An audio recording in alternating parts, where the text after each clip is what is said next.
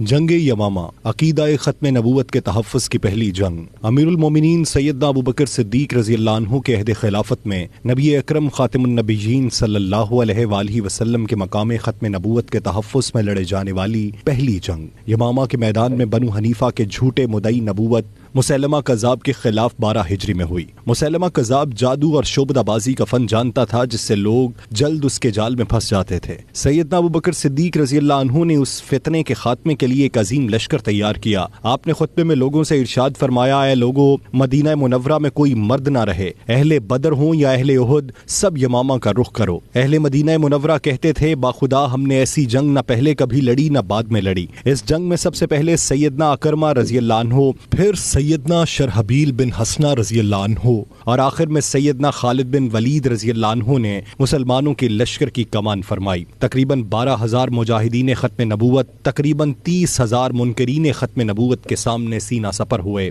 اس جنگ میں بنو حنیفہ کے باغ میں اتنا خون بہا کہ اسے حدیقۃ الموت کہا جانے لگا۔ اس باغ کی دیواریں قلعہ کی مثل اتنی بلند و بالا تھیں کہ ان میں کسی بھی طرف سے داخل ہونا تقریباً ناممکن تھا۔ سیدنا برہ بن مالک رضی اللہ عنہ نے ارشاد فرمایا، اے مسلمانوں، اب ایک ہی راستہ ہے، تم مجھے اٹھا کر اس قلعے میں پھینک دو، میں تمہارے لیے دروازہ کھولوں گا۔ آپ نے اس قلعے کی دیوار پہ کھڑے ہو کر منکرین ختم نبوت کے اس لشکر جرار کو دیکھا اور پھر تنے تنہا اس قلعے میں چھلانگ لگا دی۔ آپ نے ہزاروں کے لشکر سے تنہا لڑتے ہوئے دروازہ کھول دیا اور پھر مسلمانوں نے مسیلمہ کذاب سمیت 21,000 منکرین ختم نبوت کو کاٹ کے رکھ دیا۔ اس سے پہلے جتنی جنگیں ہوئیں، بدر، احد، خندق، خیبر اور موتا وغیرہ، ان تمام میں صرف 259 صحابہ کرام رضی اللہ عنہم شہید ہوئے، لیکن اس مارکہ تحفظ ختم نبوت میں 1200 مجاہدین اسلام نے جام شہادت نوش فرمایا۔